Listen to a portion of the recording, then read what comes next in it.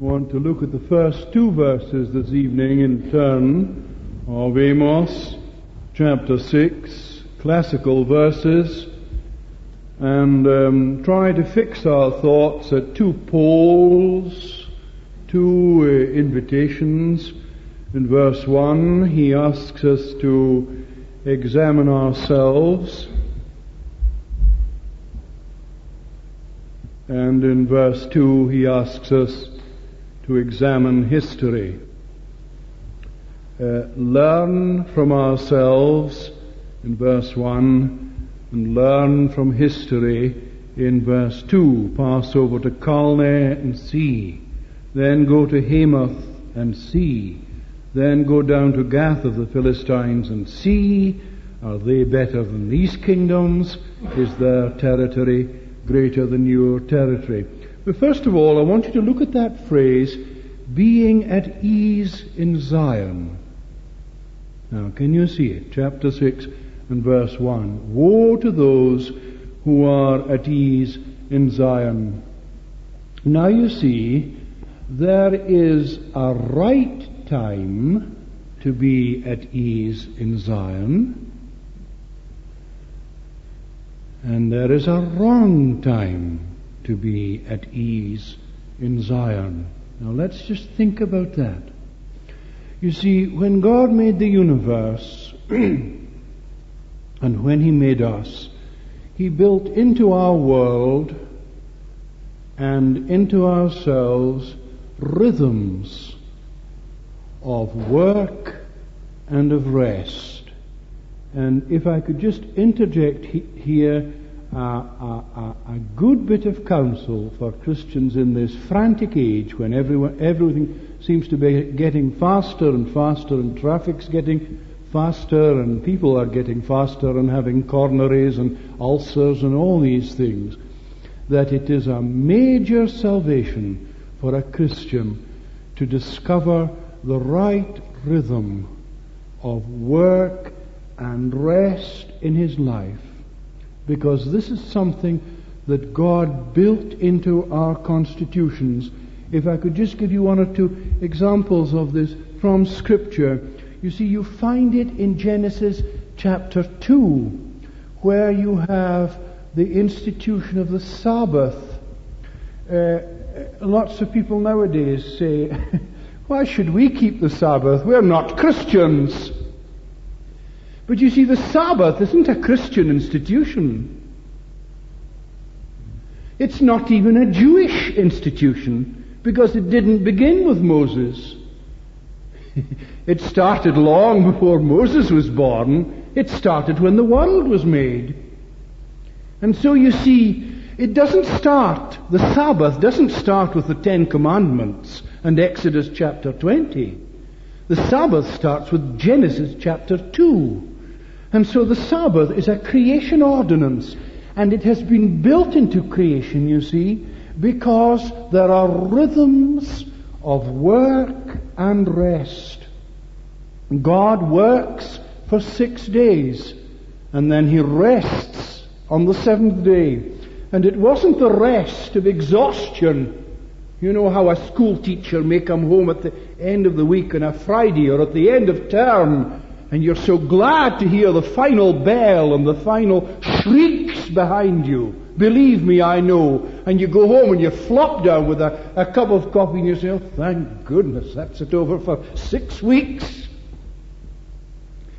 Now you see, God's rest on the Sabbath wasn't like that, because His rest was not the rest of exhaustion.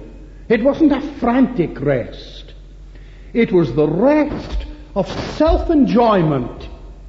And He wanted to be Himself, and He wanted to sit on His throne and look down at all the marvelous things that His hands had made, and He wanted to be satisfied with His handiwork and the glory of His universe. And that's something, you know, that Christians need to learn, because it's part of this work and rest rhythm that we need to rediscover in our constitutions. And it's so important, you see, because the Bible makes a tremendous amount of the Sabbath You see, up here in the Highlands, we're so preoccupied with the day and what you do on the day, and can you do this on the day, and should you be doing X on the day, or is it sinful to do Y on the day? And here in the Highlands, you see, we've missed the whole point of the Sabbath, because it's bigger than that. Of course, it has to do with a day, one day in 7, but it's bigger than that, because the New Testament, you see, picks up the idea of Sabbath. And you see, Sabbath is a Hebrew word, and it means 7, or it means rest. And it's used of Christ resting in the grave from his work of redemption. You see, for 3 years he had preached, and then in Golgotha, Gethsemane and Golgotha, he had gone through the anguish and the travail of his passion for sinners. And then he rested from his work. The Sabbath rest of Jesus Christ. And then you see, it's taken up again in the New Testament. Us resting in Christ from all our works. You see, in order to be saved, we must give up our works. We must give up our labor. Forgive me. Just as God had to give up his works and sit down on his throne and rest and be at peace on the 7th day, so Christians have to give up their works, their good works as well as their bad works. We sometimes have to give up our religion in order to become Christians. We have to give up our churchianity, our churchmanship, all our good deeds and our virtues. We give them up. And we find a Sabbath rest in Jesus Christ. And the New Testament goes further than that. In Hebrews, is it chapter 4 or chapter 5? It goes on to speak about the eternal Sabbaths prepared for the people of God, so that heaven is just one long Sunday.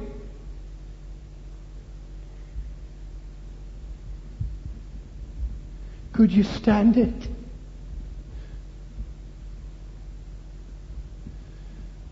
Some people who couldn't, you see.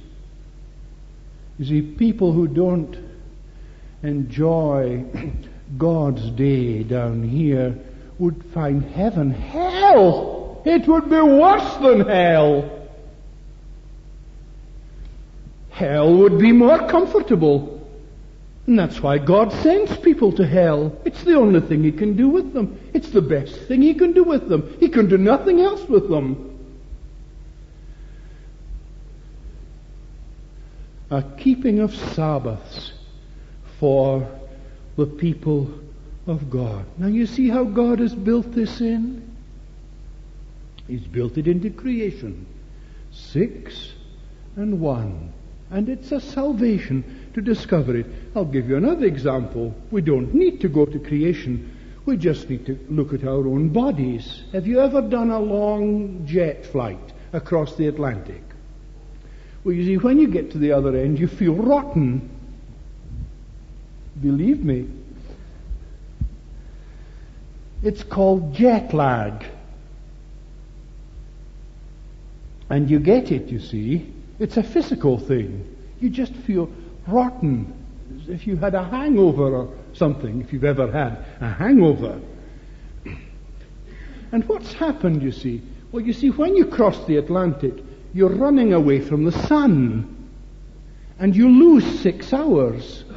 So your kidneys and your heart and your stomach and your liver and all the other things inside you are 6 hours out, you see, in their timing. The clock's all wrong. And your kidneys are saying, come on, man, slow down. You're supposed to be sleeping now. And your heart says, slow down, man. Why do you keep going on like this? You're supposed to be in bed sleeping. But of course you're 6 hours out. And so you're thoroughly miserable. You see, because the rhythm of work and rest has been broken. This is something, that torturers discovered very early on. The Spanish Inquisition and the Russians today in their psychiatric hospitals with certain Christians and protesters, that you can change a man's personality if you disrupt the rhythm, you see. And so they keep the light on in the cell, a brilliant light, a white blazing light, so that even if you shut your eyes, you still see the light coming through. And then as soon as the man begins to nod off, in come the guards and kick you awake. And then they leave you a while, and you begin to get drowsy, and as soon as you begin to nod off, in come the guards and they kick you awake. And this goes on for 3, 4, 5 days. And at the end of 3 days, you start having hallucinations. You start seeing things with your eyes open. You start seeing things. Friends coming through the door. Fantasies. Now you see, that happens because the rhythm has been interfered with. I'm sure this is what's bad about some of the discotheques, especially the discotheques where you get this avant-garde modern music, not pop music, which is just slush. It's just mush. It comes out of machines, you see. They just have a drum and they throw in words and music and lines of music. They turn the drum, you see, and it all comes out. But it's the same old themes and the same old words and the same old rhythms and rhymes. It's just slush. It's just rubbish. Pop music. But I mean the real pop music, which is the avant-garde heavy stuff. Now you get that in some of the trendy discotheques, especially in the cities. And the lights, the coloured lights, are twirling and turning, and it's all very confusing, because suddenly it's green, and then it's red, and then it's purple, and all the time you see what this music out all the time. Tune in to Radio 1 very late on at night, 12 o'clock, 1 in the morning, if you want to hear what it's like. And always you see it's this. Now you see, that's bad for you, because it interferes with a physical rhythm. Now, psychiatrists did tests on drivers in certain European countries, because it was found that in certain parts of the country there was a high number of accidents, and they couldn't understand why there were so many accidents. And they discovered that the roads were lined with poplar trees. These very tall poplar trees that you get in some parts of France. Napoleon he didn't build them. He planted, well, with the help of God, I suppose he did. He planted them to shelter his armies. When the French armies were walking along these hot, dusty country roads, Napoleon, he wanted the soldiers sheltered from the fierce sun, so he planted all these trees. But they're planted at regular intervals, you see. And as you drive along in a car, the shadow of the tree hits you. So it's...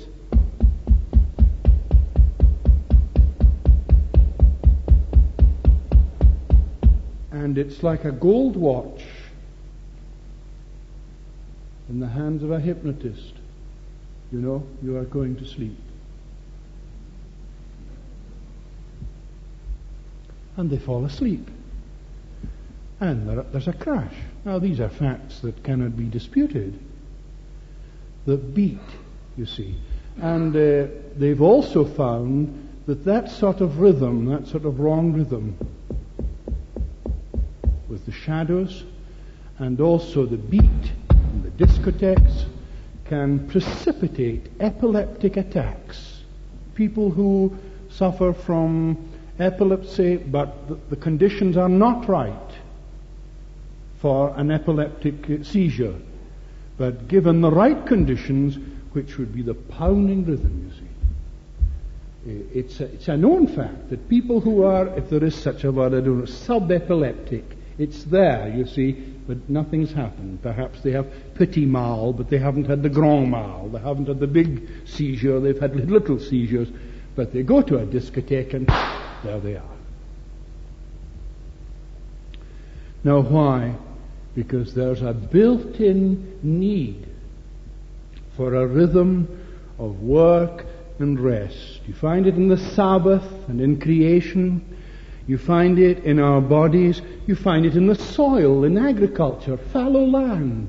Read the prophets, Jeremiah chapter 4 and verse 3, Hosea chapter 10 and verse 12, where they knew, you see, that it was necessary for the land to be fallow, to be at ease in Zion. And it was a perfectly good thing, although you can't be like that all the time. You find it in music. Have you ever noticed that symphonies, generally speaking, have a quick first movement and a quick last movement? Allegro and allegro, or vivace, or presto, or prestissimo, or something like that. Now, you could never have 4 movements in a symphony all like that, could you? Could you stand it? You would be crazy, because it would all be at the one rhythm. So, what does Mozart do, or Haydn, or Beethoven? First of all, you get this allegro vivace to waken you up, first movement. And then he puts the brakes on. He says, now we've had enough of that now. That's the work over. Now for rest. And so you get an adagio, or a largo, or a lente, slowly, or an andante, which is the Italian word for walking. Andans, andante, if you can walk at that speed, you see. And then the third movement is maybe a minuet, which is 3 times just to get you going again, and then finally you have your closing allegro. Now you see, it's the same sort of built-in pattern. Rest and work, work and rest. And even Jesus Christ recognized this, you know, in his life. Come ye apart and rest a while. Early in the mornings, he got away from the crowds and away from the people. He didn't heal all the sick people. He didn't cleanse all the lepers. He didn't raise all the dead. Work and rest. Come ye apart and rest a while. Churchill used to say that the Second World War was won on cat naps. You know, he was an inveterate sleeper, Winston Churchill. And down in the dungeons of the war ministry, he had his own little office with all the phones, the war phones and all the rest of it, and a marvelous chair, which will surely go down in history. I wonder who's got it now, the chair that Churchill sat in. And always he could just switch off. 2 minutes. He just switched off. 2 minutes later, he woke up and he was as fresh as a daisy. And then maybe an hour, 2 hours later, he would just begin to feel a little tired, and so...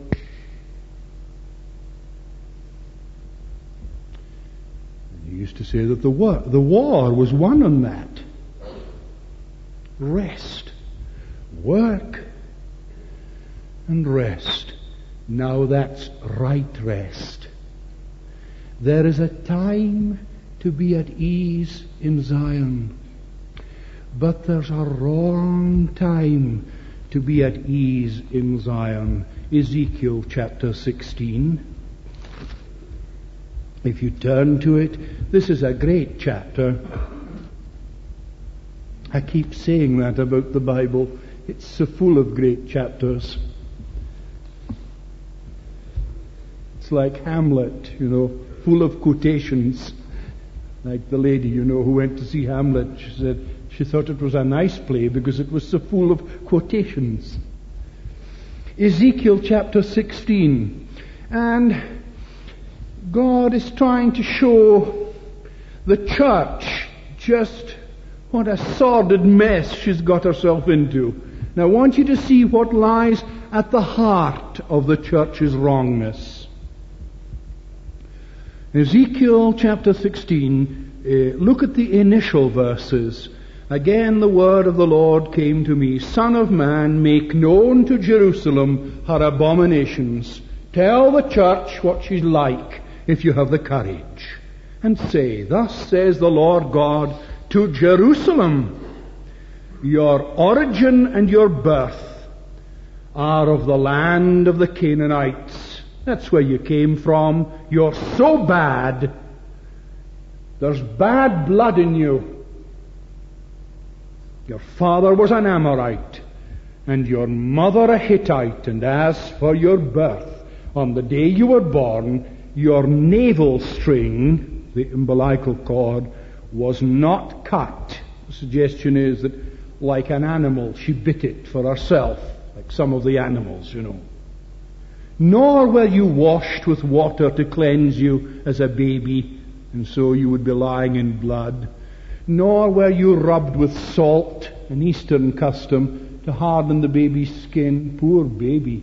Oh, fancy rubbing a baby's skin with salt, but there it was, to make the skin hard. There's an old Christmas carol in which Jesus is called the salted babe.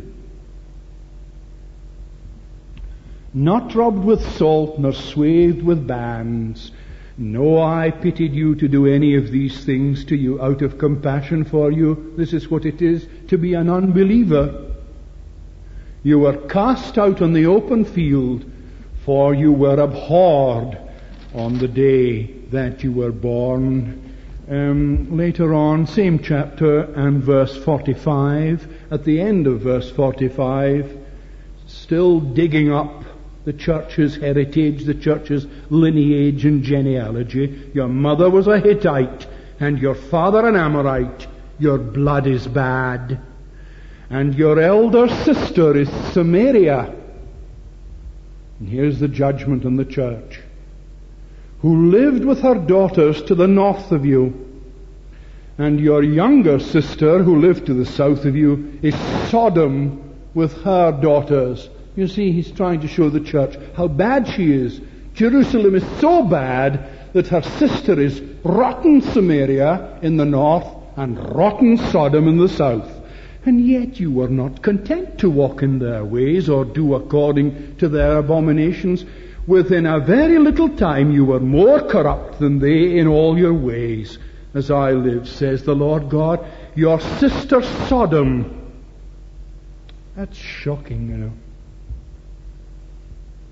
Your sister Sodom and her daughters have not done as you, and your daughters have done. You're worse than Sodom. But behold, this was the guilt of your sister Sodom. I want you to notice this. She and her daughters had pride. That's independence. You know, I'll do it myself. Thank you. Like the devil in heaven. Lucifer. He wanted a kingdom of his own and a throne of his own. Thank you very much. I don't need you, God. I'll just do it my own way. Now, there's a biblical word for that, and it's the word pride. She and her daughters had pride, surfeit of food, too much to eat, and prosperous ease. Now that's not a holy rest. That's a wrong rest. That's a wrong ease in Zion. Prosperous ease. But she did not aid the poor and the needy. You find the two kinds of rest, right and wrong, in a parable that Jesus told in Matthew chapter 25. We won't read it all, but I just want you to see that the two kinds of rest stand side by side. I say, friends, where did David go wrong in the greatest sin of his life, Bathsheba, which was the river of no return for David? God forgave him, But David was never the same after that. David's life and ministry were really finished after the Bathsheba incident. It was so calculated, it was so cold what he did, not just to the man but to the woman. You remember the baby died as well. Where did he go wrong? Well, the Bible tells us it was the time of year when kings go forth to battle. But he wasn't on a horse. He was sprawling on the rooftop, bathing in the sun and having his siesta.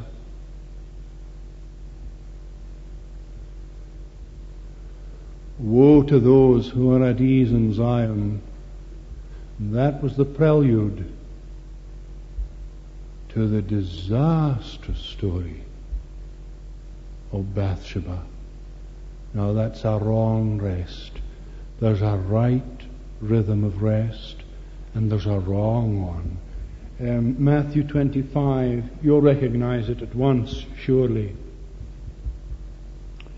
The kingdom of heaven shall be compared to 10 maidens, bridesmaids, who took their lamps and went to meet the bridegroom. 5 of them were foolish, and 5 were wise. For when the foolish took their lamps, they took no oil with them. I think it's Helmut Thielicke, the German preacher, who calls them 5 actresses. They wanted to go to the wedding because they liked pretty frocks and a touch of nice perfume and pretty jewelry and roses in their hair, you know. They liked that sort of thing. And they were there just because of the pretty dresses in the show.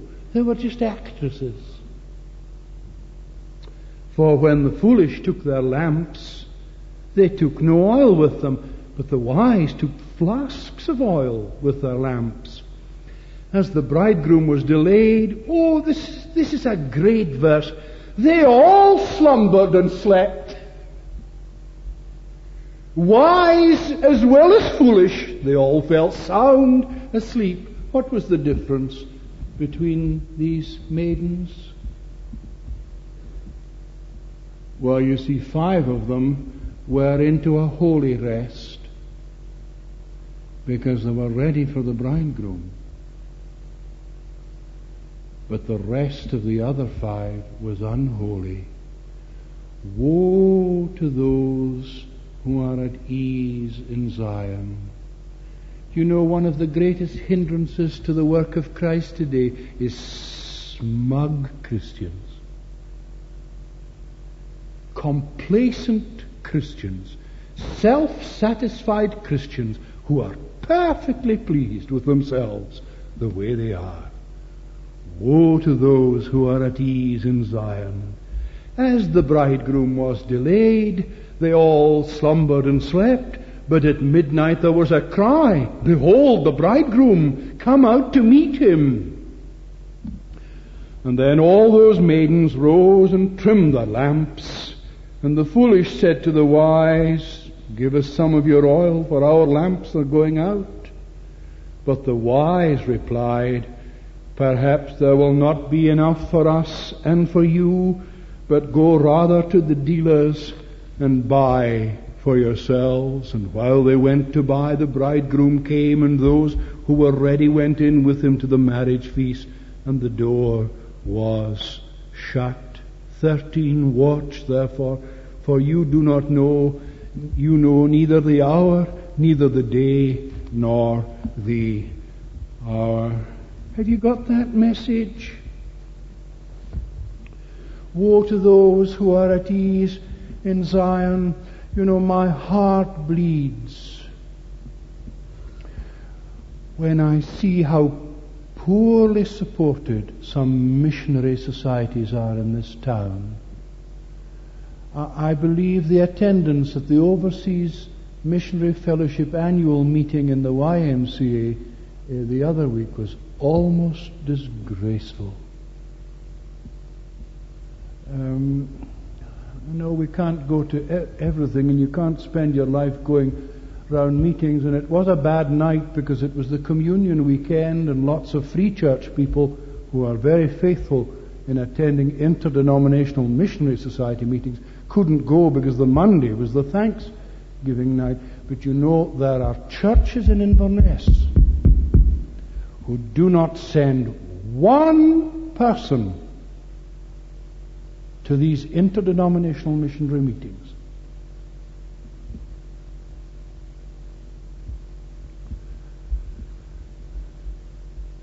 At ease in Zion, smug, complacent Christians.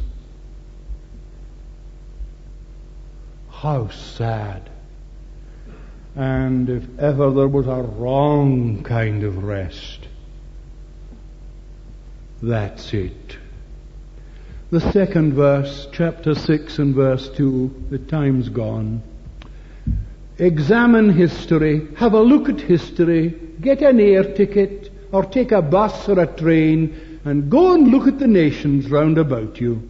Verse 2, pass over to Calne, the great commercial metropolis of the north, the Glasgow of the north, and see, and from there go to Hamath the Great, also in the north, and then go down to Gath of the Philistines. Are they better than these kingdoms? Or is their territory greater than your territory? O you who put far away the evil day and bring near the seat of violence. Let me give you some examples of lessons from history. Christian friend, do you know where the center of gravity of the gospel was in the 3rd, the 4th, and the 5th centuries?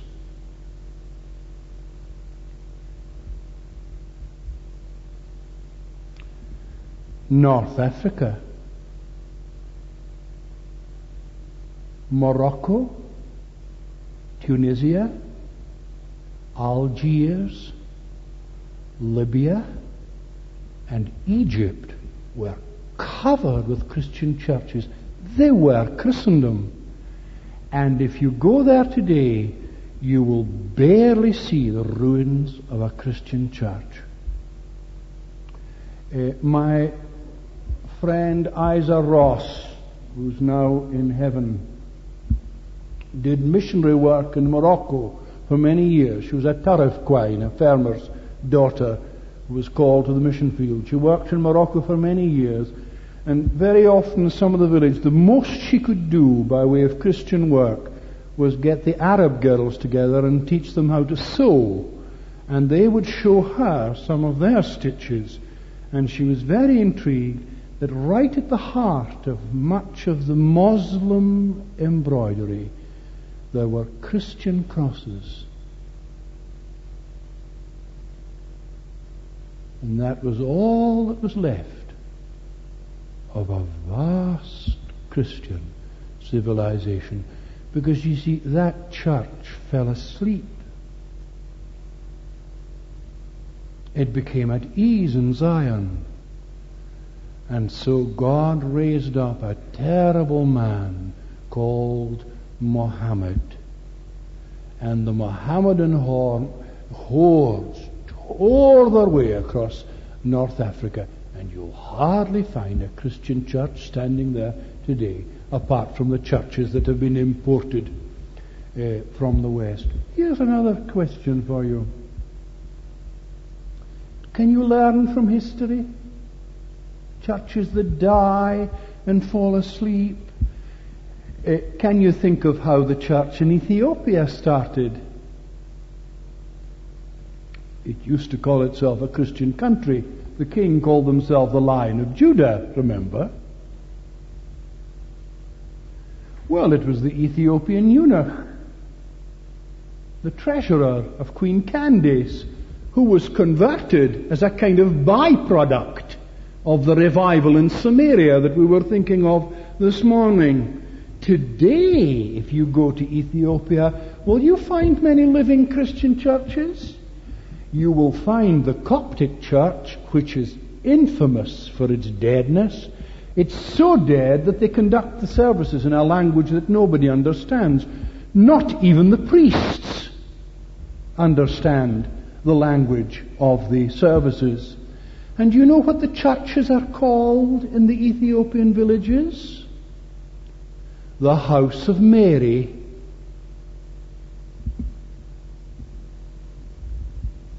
And Mary on the walls is far bigger than Jesus. Jesus is always a baby, you see, somebody who can be manipulated in Mary's arms.